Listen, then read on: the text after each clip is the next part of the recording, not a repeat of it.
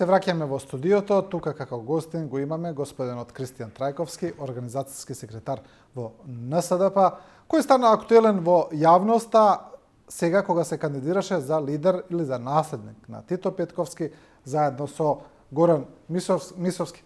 Господине Трајковски, можам да кажам дека на некој начин ја изненадивте малку јавноста.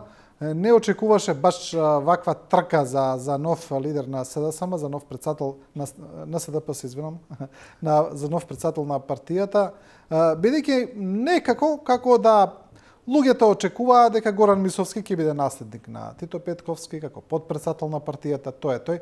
И одеднаш во трката се вклучивте и вие. Ајде, ќе навлеземе во деталите, но прво да ни кажете што беше мотивот сега и вие да влезете во трка. Мотивот беше да се создаде една демократска атмосфера. Мислам дека во тоа успеавме и јавноста тоа го препозна дека во НСДП има одредена борба на одредени, да кажеме, структури. Тоа не значи некава борба, не знам, од некакви други размени. Станува збор за политичка борба, судир помеѓу одредени размислувања во насока на едината на партијата. Значи, начално разговараме за идеи кои што сметаме можеби се спротивставени во овој момент, можеби со текот на време и ќе се на некој начин сватат што е пораката што ја испраќаме. Меѓутоа во секој случај побудата беше чисто демократска, во НСДП да има еден демократски избор на председател. Но на оној прв состанок на партиските тела кога се утврдуваа кандидатурите за лидер, вашата не беше прифатена. Да. Тоа беше одбиено. Вие тврдите дека според статутот треба да има повеќе кандидати за председател. Што понатаму? Што ќе правите понатаму? Значи вака, согласно статутот на НСДП, тој е исклучително демократски статут, предвидува можност и од само кандидирање на самиот конгрес. Пред сите овие работи да ви ги објаснам како се случија, значи јас поднесов кандидатура согласно правилникот на Централниот одбор во кој беа утврдени сите оние правила на игра во делот на конгресот. Тоа предвидуваше дека до 5 мај треба да се достават сите кандидати да достават за председатели на партија да достават програма и да се изберат до 5 мај сите оние општински организации да предвидат делегати, членови на Централниот надзорен одбор. Јас тоа го испочитував. Доставив програма, водевме дебата внатре во партијата, дали да идеме со еден, дали да идеме со повеќе кандидати, ги добивме извештаите од општинските организации. Мислам дека во делот на предлозите од самите општински организации со Горан некаде сме тука, блиску.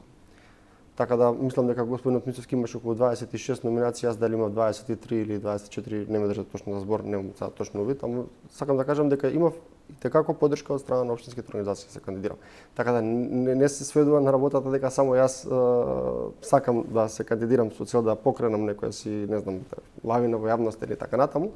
Идејата е чисто племенита со желба да во НСДП се организира еден демократски конгрес каде што ќе имаме надпреварна програми, надпреварни идеи, размислувања како понатаму ќе водиме партијата.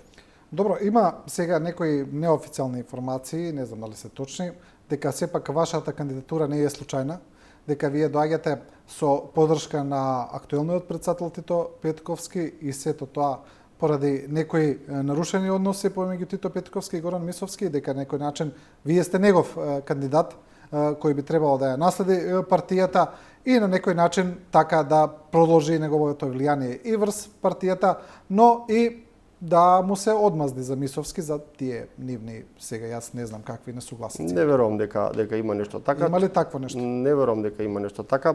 Председателот Петковски како основач на партијата ќе остане во партијата со силен трак. Значи независно од сегашни избори, значи тој не мотивираше на почетокот, ја формиравме НСДП, сите работевме во изминатите години за НСДП да биде препознатлива во јавноста, да има да кажам сопствена партиска структура, да биде посебно препознатливо од другите политички партии и така натаму, така да не верувам дека има некои си лични интереси или некои лични амбиции, да кажеме, кој би сакал да го наследи или некакви работи како што спомнавме во делот на неразбирање со господинот Мисовски.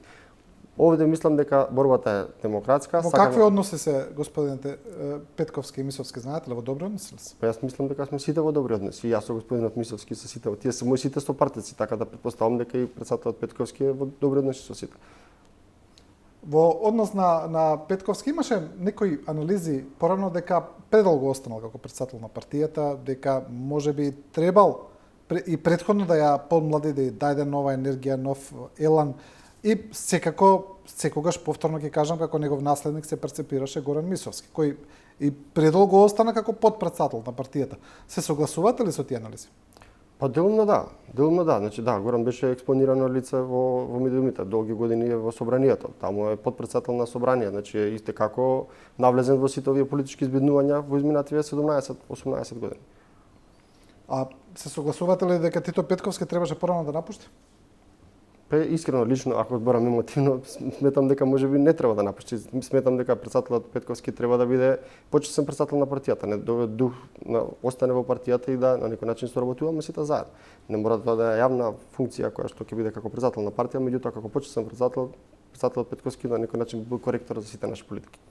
Да, неговото искуство, неговото знаење, неговите долги години изминати во политиката и како се важни на секој млад политичар.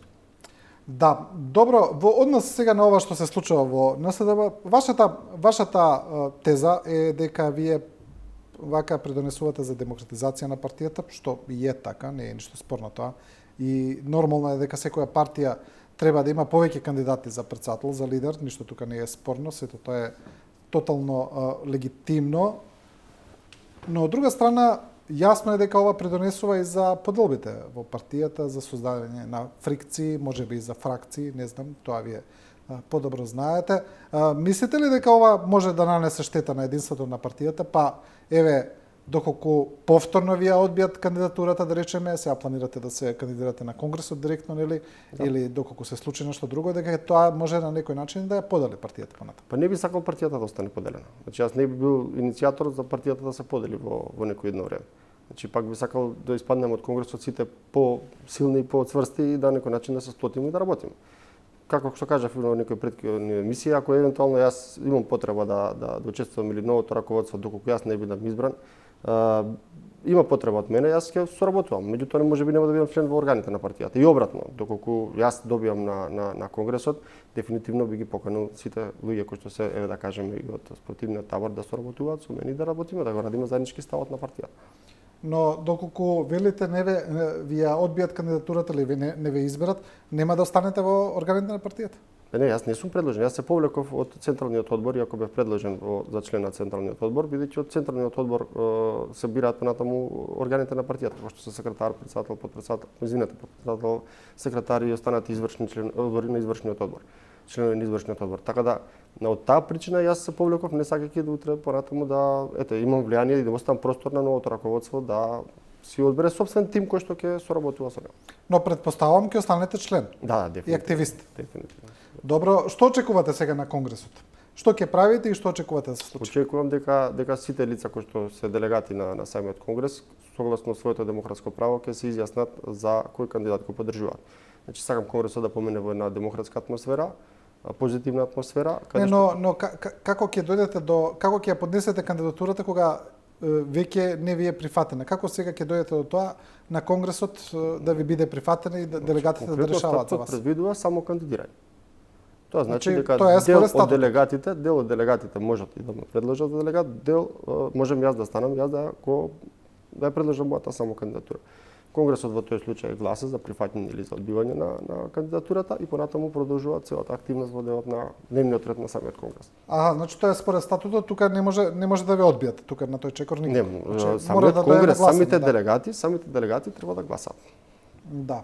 Добро, Конгресот е во сабота, така? Да, во сабота, на 4 во 12 часот во хотел Хилтон. Добро, како мислите дека треба да продолжи да делува НСДП во иднина, без разлика дали ќе успеете да станете лидер или не? Бидејќи партијата е сега дел од владеачката коалиција, но постојат некои анализи, некои критики дека и партијата е премногу блиска со СДСМ, дека нивните односи се премногу блиски, дека партијата нема една критична дистанца од одлуките на СДСМ, дека на некој начин полека како да се претопува.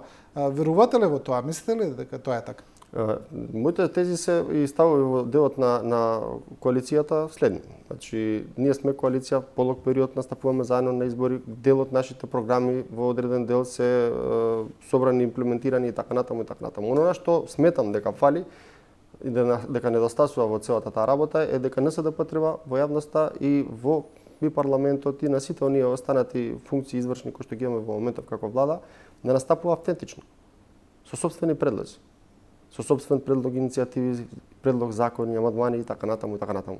Значи НСДП так креира политика и на нашиот, да кажеме, поголем брат во коалицијата, ете, му достави одредени предлози и идеи кои што смета дека се добри за државата. Тука се гледаат сите оние државнички одлуки и државнички работи кои што ние сметаме дека треба да се имплементираат преку закони, преку иницијативи, преку политики, преку мислење на јавноста и така натаму. Но не сте како партија толку експонирани во јавноста како што се експонирани некои други помали партии, еве да речеме Демократскиот сојуз на Павле Трајанов, кој да ти искачаат со автономни работи. Кој излегува доста покритички често во јавноста. Не значи дека критиката сегогаш треба да биде сватена како негативно. Некогаш кога стеете на функција треба некој да дојде да ве потсети дека тоа што го правите. Не, јас не кажам дека е негативно, туку сакам да кажам дека се доста поактивни во тој поглед за разлика од НСДП, која еве вие велите дека имате предлози автентични кои ги давате за до владата, но некако не отстапувате многу често така како самостоен субјект. Еве на пример, не го видов, веројатно го имате, но не беше премногу експониран вашиот став за ова за една изборна единица, на пример, што бутка Демократскиот сојуз доста активно, затоа не гледам пречесто дека премногу инсистирате на тоа прашање. Здраво е. Не знам, еве сега вие ќе ми кажете, не знам ни дали сакате во една изборна единица. Јас и на претходна некоја емисија и во медиумите мислам дека имам веќе споменато во делот на една изборна единица. Една изборна единица и отворени листи е здраво за демократијата во една држава. Затоа што сите лица кои што ќе бидат предложени на тие листи ќе видат точно колку вредат во делот на гласовите. Ќе видат точно колку вредат и колку граѓаните ги сметаат дека треба да бидат достојни за да ги застапуваат во парламентот. Значи идејата е пратениците и граѓаните да имаат непосреден контакт, не само за денот за гласањето, како во овој случај како отворени листи би гласале сите за лице кое што сметаат дека е најдобро, најодговара на нивните барања. Ги гледаат директно кандидатите. Ете така, со тоа ќе се овозможи и поблизок однос помеѓу граѓаните. Тогаш и самите пратеници ќе мора да бидат отворени да разговараат со граѓаните на дневна основа. Да доаѓаат во парламентот, да организираат средби, да предлагаат самите граѓани одредени измени и нивните проблеми едноставно да дојдат до собранието на многу полесен начин. Тоа е суштината на демократијата која што јас ја разбирам и за која што се борам. Но повторно ги кажам, вие тој ваш став партиски не го артикулирате премногу како што го артикулира, повторно ќе кажам, Павле Трајанов и другите партии. Па Павле Трајанов имаше некои изјави кои и на линија на тоа дека можеби нема да ја продолжи поддршката за владачкото мнозинство во парламентот додека ова не биде избрано, значи прилично тврди позиции. Кај вас не ги гледаме, некако како да сте малку со еден поконформистички став во коалицијата за тие. За жал мислам, и јас исто се согласувам со вас дека така. И мислам дека во наредниот период тоа би требало да се промени. Независно дали на една изборна единица, на тие отворени листи, ќе настапиме заедно со коалицијата СДСМ. Сепак нашите предложени пратеници на тие листи точно ќе се утврдат да видат колку гласови тежат. На отворени листи можеби ќе имаме 3, 4, 5 луѓе, независно од позицијата. Па на самото гласање ние можеме да обезбедиме повеќе пратеници, затоа што голем дел од лицата, граѓаните, членовите, па и дури симпатизерите на партијата ќе гласаат за конкретно лице за кое што сметаат дека треба да ги представува во парламентот. Да, вие НСДП во тоа вие кажате дека ќе продолжите со оваа коалиција со поддршка. Најверојатно станавте порано така бевте доста актуелни во јавноста 2006-та, например, кога со помош на НСДП на власт тогаш дојде ВМРО помане и Никола Груевски. Па доста често го обвинуваа вашиот лидер за тоа. Мислам дека он потоа во еден интервју и кажа дека жали за таа одлука што ја направил тогаш. Значи сега некако не планирате да го менувате стратешкиот курс на партијата и партнерот, политичкиот партнер. Генерално се работи за одредени политики кои што се пред се, да кажеме, од национални интереси, стратешки интереси и државни интереси кои што се државата. Каде што нашиот поголем коалиционен партнер сметам дека добро ги води. Значи добивме членка во НАТО, сега добивме автокефално со црквата. Се надеваме на позитивен исчекор во делот на Бугарија. Значи одредени стратешки работи за државата кои што тлеа 30 години, нашиот поголем стратешки партнер, коалиционен партнер, на некој начин направи истите како големи промени во државата, едносно успеа да ги доведе при крај. Ако зборевме за НАТО на секој претходни избори, сега на тие избори веќе не збориме. Веројатно тоа можеби ќе се случи и со Европска унија. Ако секој почеток на некоја кампања беше стратешки определби НАТО, ЕУ, сега повеќе тоа нема да се разговара. Ќе се разговара за економија, ќе се разговара за економски политики, ќе се разговара за инфраструктурни објекти, ќе се одговара за многу работи кои што ги засегаат граѓаните. Значи политиката ќе добие на друга димензија. Значи ние ќе треба во наредниот период да се насочиме како на обичните граѓани им овозможиме подобар живот. Како на обичните граѓани го покачиме стандард. Тука ќе се судрат сите политики најбитни во наредниот период. Стратешките цели на државата ги завршиме. Или сме на добар пат да ги завршиме, да кажеме, со Европска унија. Која е, господине Трајковски, улогата на помалите партии во вие владини коалиции? Има една критика во која вели дека дел од партиите најчесто се шлепаат на големите. Не велам дека е така во случајот со вашата партија, сега зборуваме генерално за сите помали партии, дека тие всушност и немаат големо членство, немаат многу гласови, затоа најчесто не ни излегуваат насами да се проверат на избори. Има информации дека за дел од тие помали партии, оние некои што се навистина да не ги именуваме, да не ги именуваме, дека големите партии им ги собираат и подписите за пререгистрација и дека потоа тие служат само како декор и всушност како алатка на големите партии. Иста ли е вашата таа перцепција? Отворено ќе кажам, до сега не се случува ниту еден коалиционен партнер наш да ни помогне во собирање на подписи. НСДП во тој дел за пререгистрација била автономна. Кажав дека за вас, не мислам дека за вас и не верувам дека тоа случај за вас, мислам на некои други партии, се разбира, но генерално за помалите партии како функционираат? Идејата за помалите партии е токму сега во што го разговарам. Значи, кога подолг период си во коалиција, вашето членство станува инертно во делот на некои си прогресивни работи кои што треба да ги смени. Се навикнува на целата таа комфорт зона. И вие со тек на време може да изгубите дел од членството. За да повратите дел од членството, мора да се случат некои нови работи. Треба да се случат нови работи во делот на нашиот настап во јавноста. Нашиот организацијски настап со организацијските општинските организации, односно членството, базата и теренот. Значи, ние како независно како помала партија, ние треба да работиме со базата, со членството. Да формираме оние општински организации кои што во моментот се сменемале или така натаму. Значи, тоа треба да расте континуитет. Не смееме да се ослониме само на поголемиот наш коалиционен партнер. Но кај нас членството во партиите, па и во поголемите, во помалите, тоа ми се чини дека е исто, очекува само една работа. Очекува некаков личен бенефит, очекуваат вработување, затоа се членови на партија, затоа се активисти, затоа трчаат. Певе и самиот, и вие сте директор на јавното предпријатие за стамбен и деловен простор. Да. Тоа е често така, значи партиите по тоа своите функционери ги ставаат на позиции одредени, затоа и се бира тој партиски колач, затоа се коалициите, знаеме, тоа не е ништо ново сега, но партиските членови и членството во партија се перцепира кај нас исклучиво така, за добивање на некоја корист, за вработување во 99% од работите. И дали мислите дека тоа е на некој начин поразително? Бидејќи ми се чини дека никој не гледа тоа државни интереси, стратешки интереси, никој не сака да членува во партија или да освои власт за нешто да смени на подобро. Туку исклучиво тоа е, да се вработам и толку.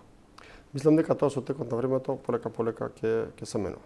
Јас ќе го искористам мојот личен пример. Значи, јас сум од основање на партијата. Јас во претходната, да кажеме, коалиција не сум имал никакви, не знам, позиции, моменти или така натаму. Јас сум бил 17 и кусур години член на НСДП, активен активист со одредени партиски функции. Извинете, каде што буквално не сум имал некоја позиција. Дали ме сваќате? Мислам во делот на извршна власт или не знам, советник во општини или не знам што. Така да јас 17 години ме водела идејата дека НСДП треба да опстане како партија, да се развива, да биде силна партија, да биде коректор на власта, да дава одредени политики, предлози добри кои што ќе бидат во интерес на граѓаните, и тоа била мојата политичка залежба. Да, во последниве 4-5 години сум директор на акционерското друштво, го водам веќе 5-та година. Значи, и делот на НСДП во делот на политиките, социјалната сфера и така натаму и како се рефлектира во тоа претпријатие. Значи да помагате на луѓе кои што немаат кров на глава, да градите згради за нивни потреби, да се доделуваат станови, да водите одредена социјална политика и како тоа се поклопува со интересите на НСДП. И не случајно беше дел од, да кажеме, популарно кажано, пазарот, да се земе такво претпријатие каде што ние на некој начин ќе се грижиме за социјалната сфера во државата. Добро, но дали уште така? Еве, вие имате контакт со партиските членови, со партиските активисти, со оние кои сакаат да станат членови на НСДП. Дали е се уште таква перцепцијата? Дали само затоа ви приоѓаат? Што мислите ви? И еве, доколку станете лидер, дали би се обиделе тоа да го смените на некој начин и како? Дефинитивно. Значи, јас би сакал, и тоа во мојата програма која што го пишував, стои еден дел, еден пасос каде што ги повикуваат членовите, кои членови нас не треба да бидат со нас и на кој начин тие членови би ја прецепирале партијата. Значи, битно е во јавноста да простори дека ние се бориме за одредени политики, се бориме за социјална сфера, се бориме за развој на образование, се бориме за развој на култура, се бориме за економски политики, подобрување на животен стандард. Сите оние лица кои што ги препознаваат од нивните реални проблеми проточени во нашата програма. Да, зашто да не членуваат? Па дури да бидат симпатизери на НСДП. Не мора да значи дека сите тие лица кои што се членови во НСДП треба да бидат работени. Тоа физички е неможно. Замислите партија со 20, 30, 100.000 членови во еден момент во период 4 години да може да ги вработи сите. Ако се сведеме на некоја си таква основа, навистина ќе дојдеме во многу непријатни ситуации и према членовите, и према партијата, и према сите оние политики. Значи, ние треба да мислиме наставно на државата, државата да ја зајакнеме со сите своји капацитети, државата да ја водат професионални луѓе кои што познаваат, знаат каде треба да стигне и каде да ја водат. И во тој контекст, мислам дека пред се треба да размислуваме на државата. Да. Во однос на ова функционирање на коалиции на помале и поголеми партии, има некои тези кои ги заговара порано некои експерти, а кои се дел од политичка пракса во одредени земји, каде што не секаде се дозволени предизборни коалиции, има земји каде што тие не се предвидени со законската регулатива, туку секој си настапува самостојно на избори. Имаше такви неповици и за кај нас. Бидејќи едноставно ми се чини дека имаме премногу политички субјекти, овие владеачката коалиција, опозицијската коалиција имаат по 20 на партии во себе. Ми се чини од кои голем дел слободно може да се каже дека не постојат во реалноста, постојат само на хартија. И сега тие експерти велат, ајде сите партии нека се регистрираат, нека се пререгистрираат како што е закон и нека се излезат сами на избори да видиме колку вреди. Мислите ли вие дека тоа е едно добро решение? Па потоа нека се прават коалиции. Тоа е најдоброто решение за да се измерат сите политички партии кои што ги споменавте на некој начин, да се измерат колку вредат, колку се тие присутни на терен, колку реално имаат општински организации и партиска инфраструктура на терен. Тоа е единствениот начин како сите тие помали политички партии да на некој начин се пребрат, па дури и поголемите политички партии во еден таков контекст. Значи точно да се знае која политичка партија колку гласови тежи. Па отпосле и во, да кажем, одредени пазарења да се знае точно каква е вредноста и што може да се добие за тие пазари. Дефинитивно одењето сами избори е здраво за демократијата. Една изборна единица со отворени листи е текако здраво за партијата. Не само за НСДП, здраво за сите политички партии. Тогаш ќе се измери вистинската тежина на сите политички партии поединечно. Многу од тие политички партии можеби ќе згаснат. Можеби ќе се јават нови политички партии. И тоа се во еден отворен систем, значи би било и текако здраво за политиката воопшто. Кога спомнувате избори во моментов, значи власта и опозицијата имаат голема политичка борба за тоа прашање. Опозицијата предводена од ВМРО ДПМН инсистира да има предвремени избори. Веројатно се охрабрени од одредени анкети, испитувања на јавното мислење кои покажуваат поддршка на ВМРО ДПМН. Власта вели дека избори не се потребни, дека тие ќе се одржат во редовниот термин 2024 година. Нивните аргументи се дека на државата не и требаат нонстоп изборни процеси, дека тоа ја чини и економијата и општеството, нонстоп да имаме избори, но опозицијата почне и со таа активна блокада на собранието. Ми се чини дека се повеќе инсистираат на тоа. Мислите ли дека владеачката коалиција ќе успее да издржи, да одолее на притисоците и сепак да оди на редовни избори и да не се случат предвремени? Мислам дека сепак коалицијата ќе издржи до крај на мандатот да на некој начин ги заврши сите оние работи. Ако видите дека од септември не чекаат одредени, да кажеме, можеби нови економски проблеми. Сведоци сме пред 2 дена бензинот порасна. Значи од 80-90 денари на 100 кусури денари и така натаму. Значи не очекува тешка зима. Одењето на предвремени избори ќе забави економијата уште толку. И тоа ќе биде сериозен проблем за државата. Ако мислиме за државнички, тоа што треба да се сплотиме сите заедно и да најдеме решенија за да искочиме од овие, да кажеме, проблеми кои што го мачат секој граѓанин. А за избори има време. Во делот на да кажам на изборните циклуси, можеби најголеми кошници на функционирањето не на влада е тие предвремени избори, локални избори, председателски избори. Значи сето тоа ја отежнува, да кажам, работењето на државниот апарат воопшто. Ги отежнува работењето на граѓаните, на фирмите. И на крајот на криштата ја чини државата доста пари. Да, но ова што го кажавте вие за економските потешкоти, тоа е навистина така, корона пандемијата се уште официјално не е завршена, иако ние мислиме дека е завршена. Војната во Украина, енергенсите, покачувањето на цените на храната, недостатокот на храна, но сето ова се исто така и аргументи кои на некој начин ја притискаат власта, бидејќи без разлика дали таа е виновна за тоа што поскапува цената на нафтата или за тоа што нема жито, сепак таа е перцепирана како одговорна од граѓаните, секогаш тие го вртат вниманието кон власта и ми се чини дека тоа е дополнителен притисок врз владата за да одолее за барањето на ВМРО ДПМН за предвремени избори. Еве да кажеме хипотетички дека не знам, можеби во октомври опозицијата ќе успее да добие предвремени избори. Зборам сега хипотетички да не се разберам погрешно. Тоа ќе ја забави цела државен апарат ќе ја забави во делот на носењето на закони, собранието ќе се блокира, владата ќе не може да функционира. Граѓаните наместо да ги работат своите, не знам, основни работи, ќе бидат преокупирани, оптретени со одредени политички кампањи и така натаму и така натаму. И тоа мислам дека ќе создаде само поголем хаос. Тоа е мој лично мислење, мој личен став. Мислам дека тоа ќе биде додевање на масло во огнот. Едноставно кога во моментот треба да бидеме стабилни и да ги пребродиме сите заедно, сите тие тешки моменти, дај Боже да не се случат, ние ќе на некој начин направиме блокада. И таа блокада сметам дека не е здрава за државата, посебно за економијата.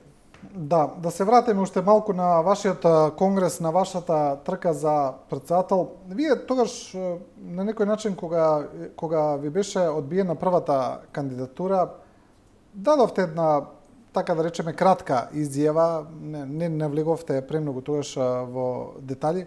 Па сега вака сакам да ве прашам, имате ли притисоци внатре во партијата? Еве, имате ли притисоци од Горан Мисовски? Имате ли притисоци од некој во поглед на вашето ова функционирање? Не сум до сега. Имате ли сопки? Имате ли нешто така? Генерално работите се однесуваат. Има ли притисоци врз членството, врз делегатите?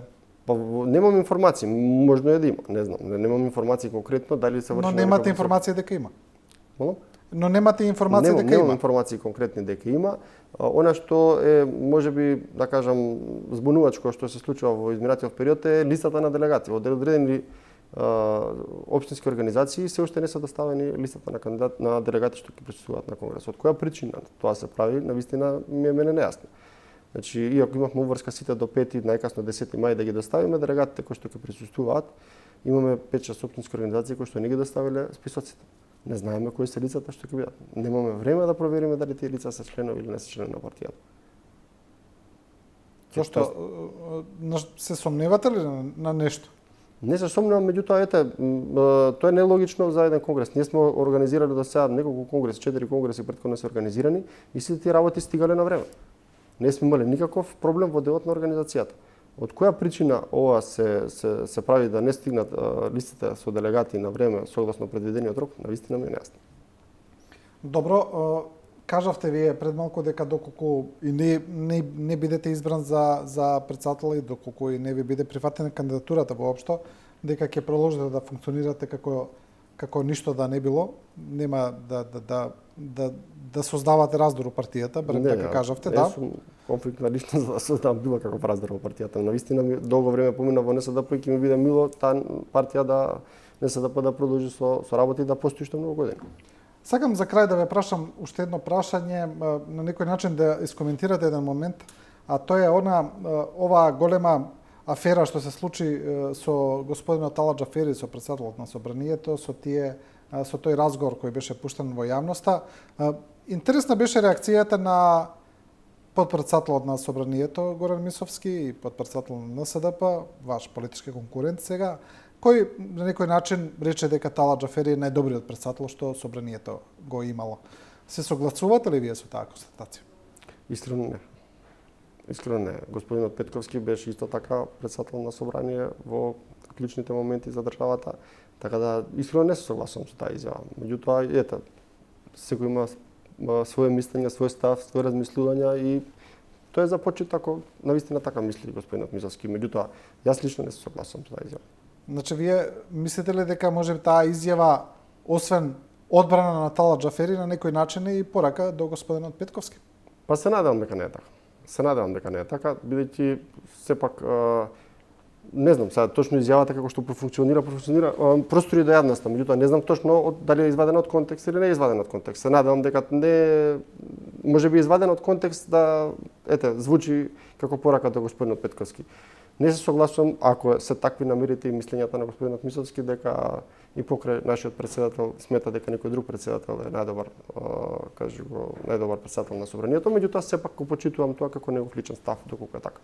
Добро, но тоа е еден аспект од изјавата во однос на каде што вие ја правите споредбата на господинот Тала Џафери со господинот Тито Петковски, но што е во другиот дел во однос на самото поведение на Тала Џафери, на самото она што го кажа и после тоа ставот на Мисовски дека тој е најдобар претседател во однос на разговорот кој беше пуштен. Веројатно сакаше да даде поддршка на господинот Тала Џафери.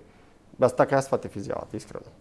Никако другаче. Во тој момент, они може би се блиски со работници. Но ве прашувам за вашето мислење за изјавата на Тала Џафери. Не за изјавата, туку за тоа што беше снимено.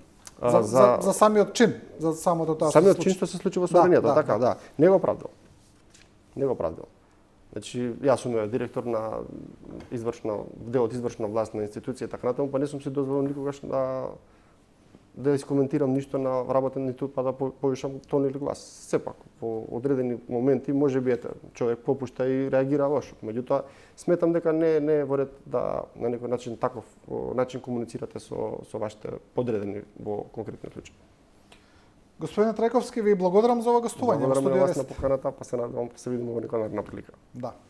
Ова беше Горан Трајковски, организацијски секретар, Кристијан Трајковски, се извинам, организацијски секретар во НСДП, кандидат за лидер на партијата. Ќе видиме во сабота дали и ќе успее да помине неговата кандидатура, а вие до тогаш, почитувани, останете со програмата на Телевизија 24.